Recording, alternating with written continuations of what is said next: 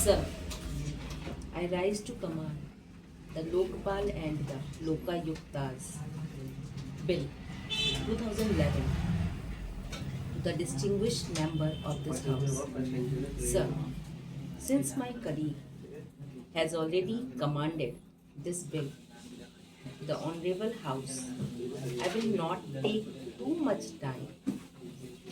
I would like to state that this House is confronted with a historic opportunity either to make history or to repeat history. And I am sure that the distinguished members of this House will today collectively make history and not repeat it. Sometimes we have to raise above our political viewpoints and listen to those outside this House. Listen to their expectations from the distinguished members of this House and also listen carefully to the manner in which we have conducted ourselves over the years. I think that never before in the history of this country has such a bill had such a wide public discussion. I think ever since independence, 8 Lokpal bills have been initiated in this House, and with the exception of one in 1985, which was withdrawn, all others lapsed. Sir, a joint drafting committee was set up on the 8th of April 2011. In the course of the joint drafting committee, we heard the voice of the civil society and also opened on what should be the nature of the Lokpal and Lokayukta bill. Ultimately, there was an all-party meeting on 3rd of July 2011, and then we introduced the Lokpal bill 2011 in the Lok Sabha on the 4th of August 2011. The bill was referred to the department-related Parliamentary Standing Committee on 8th of August 2011. The Standing Committee has extensive discussion with all concerned stakeholders. In its 48th report, it made a number of recommendations, suggestions, major amendment in the bill as regard the scope and the content of the bill, including necessary provisions that ought to be incorporated. Then in the context of the recommendation of the Standing Committee, we withdraw the bill and introduced a fresh bill in the Lok Sabha, a more comprehensive Lokpal and the Lokayukta bill of 2011 on the 22nd of December 2011.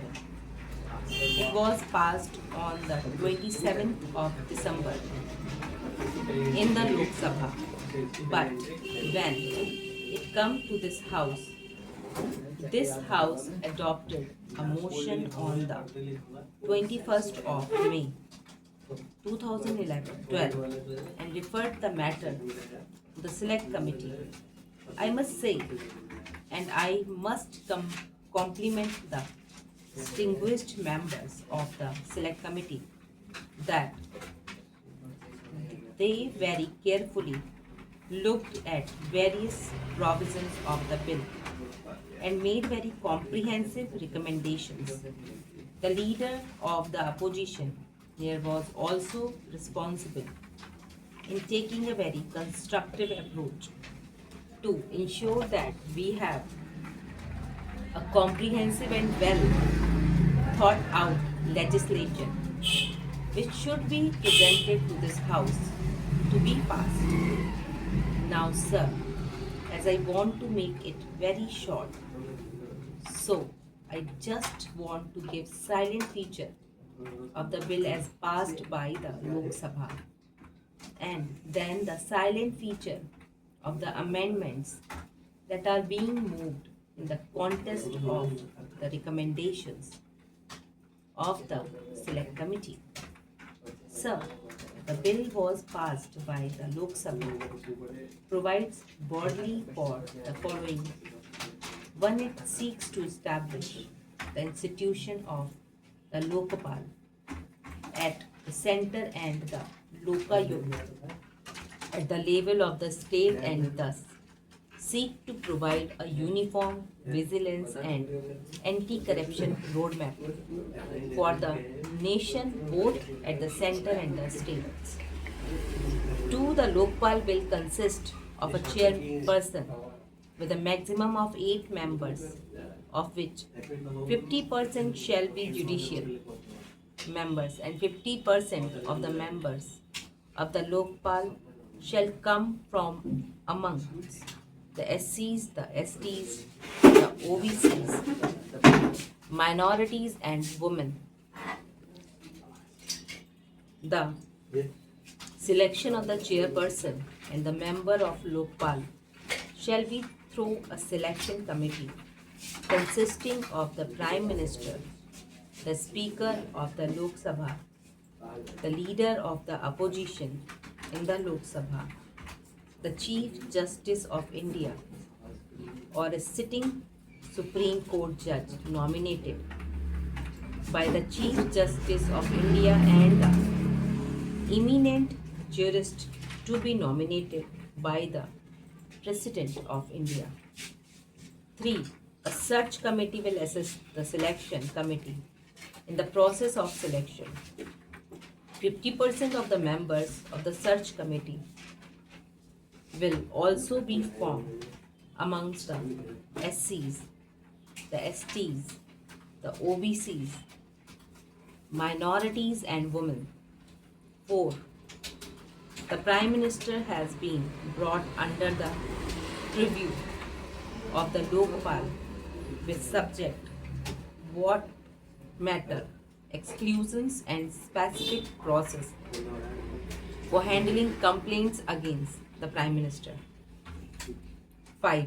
Lokpal's jurisdiction will cover all categories of public servants, including officers of Group A and Group B and Group C and Group D employees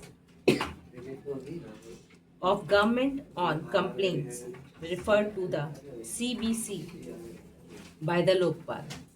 The CBC will send its report of preliminary inquiry in request of Group A and Group B officers back to the Lokpal for further decision with respect to categories of employees from Group C and Group D. The CBC will proceed further in exercise of its own power under the CBC Act, subject to reporting and review by the Lokpal. 6.